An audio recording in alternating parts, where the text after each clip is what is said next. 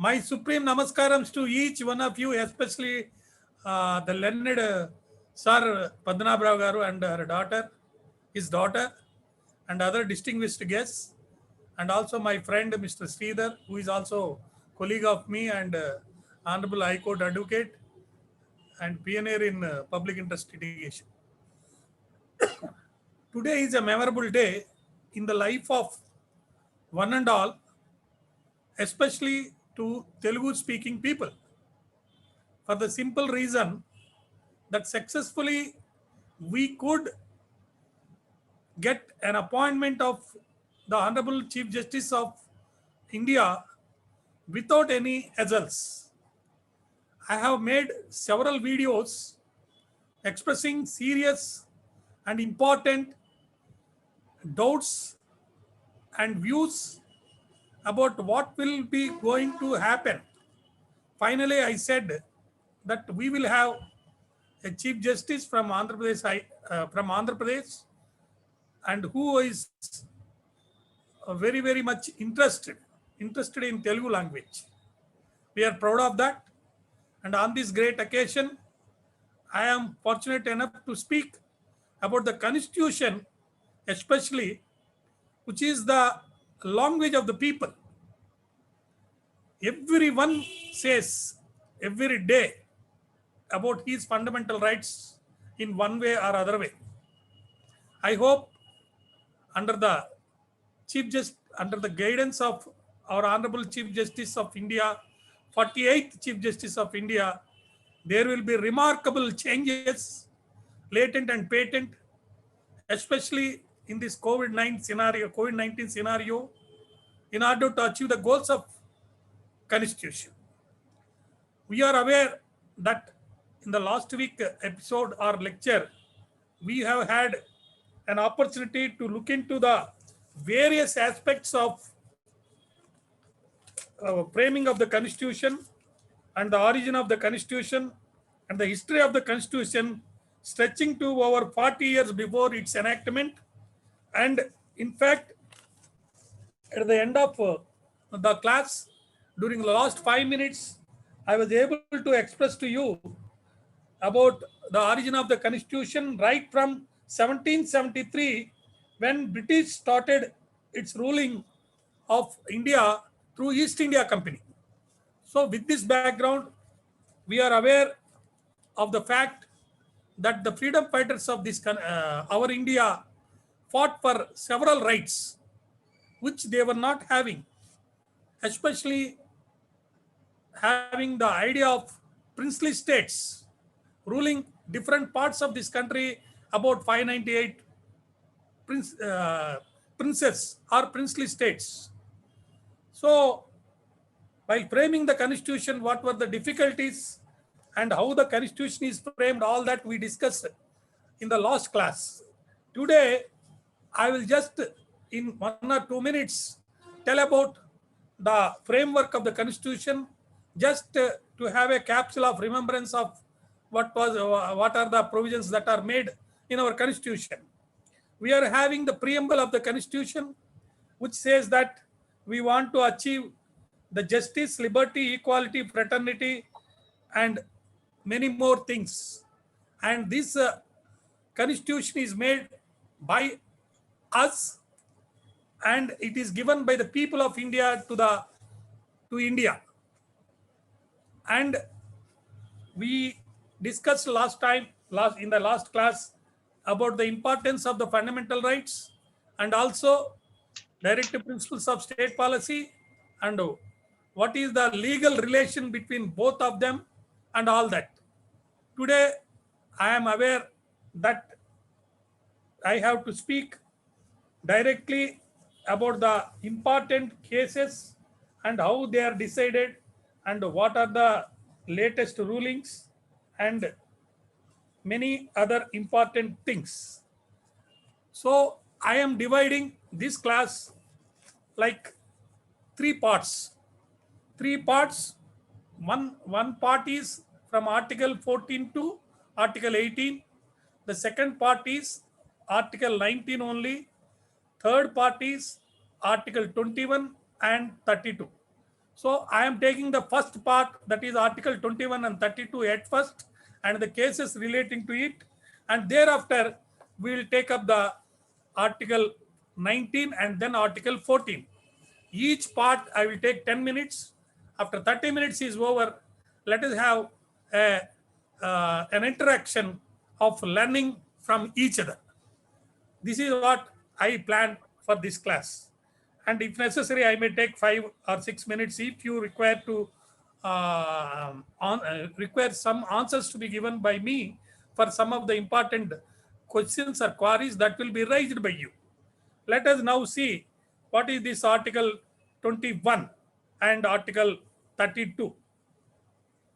I will read just for my remembrance what is Article 21 and Article 32, and then I will explain what are the important cases and how those cases are decided by the Honorable Supreme Court in different times in different ways. This is very important. Different times and different ways and means by expressing different views. Yeah. Before going into these two articles, let us have a look of Article 141 and 142. What are these articles? You may say residuary articles, or you may say that the articles that are necessary for sovereignty of the Supreme Court. I will first read Article 41. 141 of the article. This says that the law declared by the Supreme Court shall be binding on all courts within the territory of India. So two important things of this article is the law, whatever is declared by the Honorable Supreme Court, that is implementable in the territory of India and binding on all the courts. Binding on all the courts. So there must be a court, and that court is bound by the orders of the Supreme Court, and that order is implementable within the territory of this country. This is first article. Second article 142, it says that the Honorable Supreme Court is having power to pass such decree or make such orders as is necessary for doing complete justice. This is more important. This complete justice means there is a doubt cast in the minds of honorable framers of the Constitution that can we do the complete justice with these fundamental rights, directive principles of state policy and whatnot, and all the provisions. Then they felt that there may be a situation where complete justice cannot be passed or cannot be done with the available articles in the Constitution. Then they empowered the Supreme Court that in order to make or achieve the goal of complete justice, they can make any orders. So the endeavor of the court is to achieve the goals of the Constitution, and how they want to achieve? They want to achieve through the mechanism of democracy. What is that they want to achieve? They want to achieve the welfare state. For achieving the welfare state, they are having a weapon of democracy through the social revolution. These things you must keep in your mind. So one is the law declared by the Supreme Court is binding on all courts and within the territory, and the endeavor of the Honorable Supreme Court is to do complete justice. With this background, let us now see what is Article 21. Article 21 says, it reads like this. This is a protection of life and personal liberty. This article is there in order to protect the life and personal liberty of whom? All the citizens. All the citizens. It's not meant for animals. It is meant for protection of life and personal liberty. What is this article reads? This article you have to read 100 times, because unless and until you understand this article, we can't understand the Constitution. So I am reading, no person shall be deprived of his life or personal liberty except according to procedure established by law. Three things are there. procedure must be there. That procedure is established by law. First thing. So procedure of law must be there. There must be law, there must be procedure. That procedure is established by law. Then what for this? If you want to deprive the life or personal liberty of anybody, if you want to deprive the life or personal liberty of anybody, then there must be a procedure established by law. This is simple. So with this background, let us go and see what is this Article 21 and what are the decisions that are there now available and implementable. One famous author, he has said that the Indian Constitution is known as a living document because it is not static and ever evolving and having survived after 103 amendments and still moving ahead to match up the needs and requirements of the society. So you have to understand the needs and requirements of the society and then interpret the word law, interpret the word procedure in order to interpret and give protection to life and liberty, personal liberty. So what are the needs and requirements of the society that have to be considered by the judge while implementing this article? We have to go and see what was the famous case that was decided by Honorable Supreme Court, maybe the first case on under Article 21, that is right to personal liberty. It is in the year 1950. The Honorable Supreme Court of India examined this particular article, right to personal liberty, in the famous case. If you don't understand this case, then you can't understand any other provisions of any other article or provisions of the Constitution of India. What is this case? A.K. Gopalan versus State of Madras, AR 1950, SC 27. So from that case onwards, this word personal liberty is interpreted from time to time, keeping in view of the needs and views and requirements of the society. So there is another famous case, Mann versus Illions. Honorable Justice Field has said, the word life is more than the mere animal existence, and it embraces within itself not only the physical existence but also the quality of life. The expression personal liberty not only means freedom from arrest, detention, and false or wrongful confinement, but also covers those rights and privileges that are essential to achieve happiness with freedom. So mere freedom from arrest is not enough. You must have the goal to achieve happiness with freedom. How can you achieve the goal of happiness with freedom? You must have a good law. What is that law? In this decision, A.K. Gopalan versus State of Madras, Honorable Supreme Court has seen whether there is a law or not. It did not see whether the law is legal or illegal. It has seen one law is there and one procedure is there.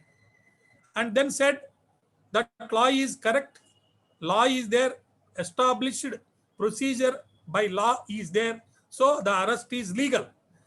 At that time, the Honorable Supreme Court held that if a law has to be tested, then that law has to be tested in the light of the provision under Article 21 when a person is arrested. The relationship between the other articles with Article 21 need not be looked into. If the law is complied with, that is, if there is an established procedure established by law, then it is enough. The Supreme Court did not see whether the law is legal or illegal. The Supreme Court did not see that other rights that is Article 19, Article 14 to 18, all other rights, though they are infringed, the law need not comply with those other articles. This is the first decision. So the Honorable Supreme Court narrowed down the meaning and scope of personal liberty and held that the term personal liberty meant only freedom of the physical body, and that Articles 19 1D and Article 21 have to be treated separately. This is the important thing. The Honorable Supreme Court held those two articles must read separately.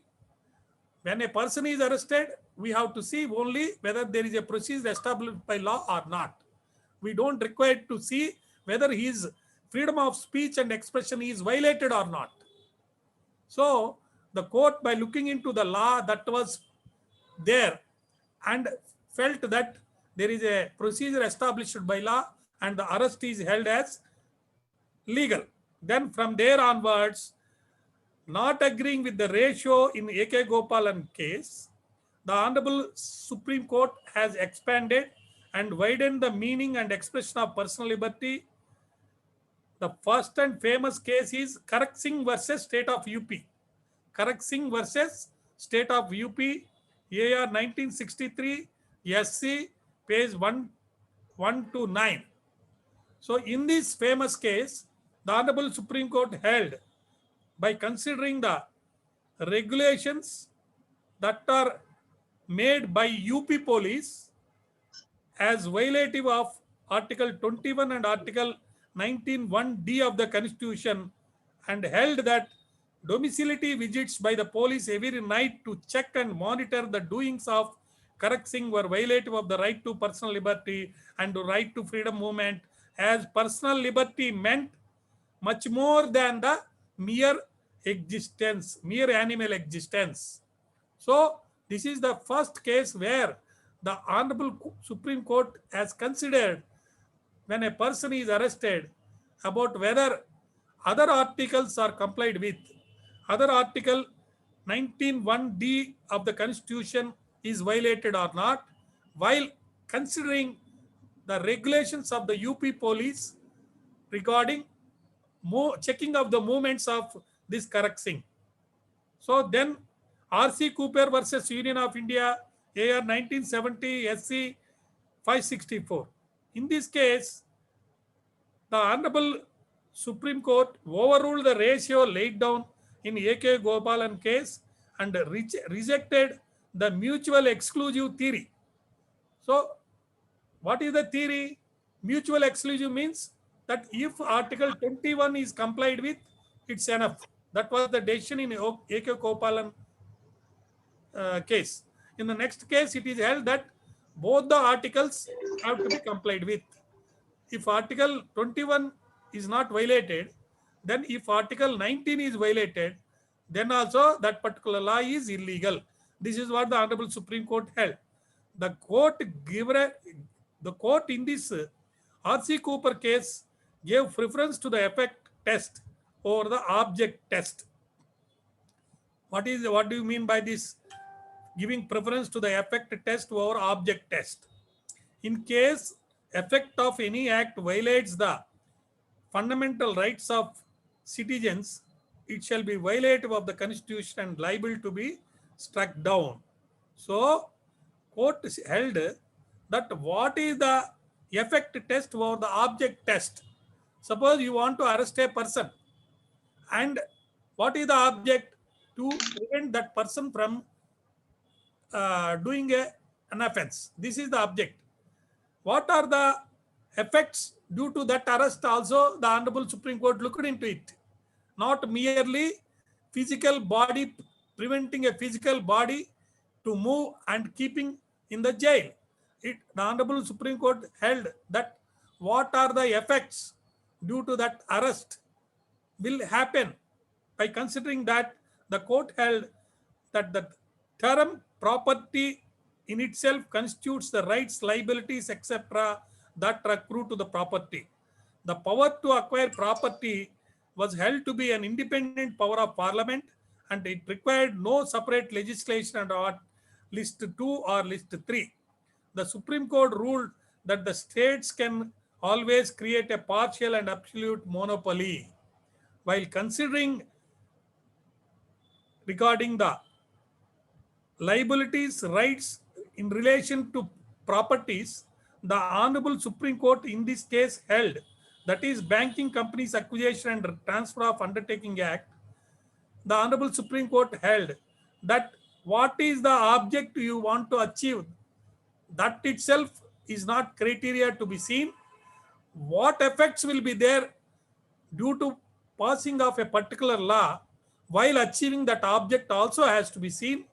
And if those effects are violative of any of the articles of the Constitution, more so of the fundamental rights, then that particular law is illegal. Then there is another famous case.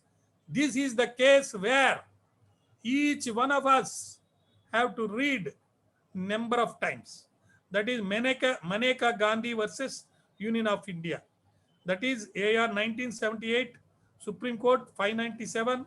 This is about Passports Act 1960, wherein widest possible interpretation was given to words and expression personal liberty, observing that the expression personal liberty in Article 21 is of widest amplitude and it covers variety of rights which constitutes the personal liberty of a man, and Articles 21 and Article 19 go together and they mutually coexist to the extent that if there is a law prescribing a procedure for depriving a person of his personal liberty, and though there is no infringement of the fundamental right under Article 21, but any such law and procedure would have to meet the challenges of Article 19. This is important. Mere procedure established by law is not enough. It has to meet the challenges of Article 19. Article 19 has given several freedoms for every citizen. So if those challenges, those rights, if violated, then also that particular law is illegal. So the fundamental right to life and personal liberty encompasses with itself several rights. One is right to live with human dignity, several cases. Then right to livelihood, Volga Tellis versus Bombay Municipal Corporation case. Right to education, Mohini Jain versus State of Karnataka. Right of prisoners and right against illegal detention, Sunil Batra versus Delhi administration. DK Basu versus State of West Bengal, and right to legal aid and right to speedy trial. This is also fundamental right which is covered by Article 21. That is Hussaina Nara Khatun versus State of Bihar, and another case Khatri versus State of Bihar. Then another right against sexual harassment at workplace. This is Vishaka versus State of Rajasthan, 1997, 6 SEC 241. Then right to choice of sex. This is Navtej Singh Johar versus Union of India. It is a latest decision of 2018. Then right to clean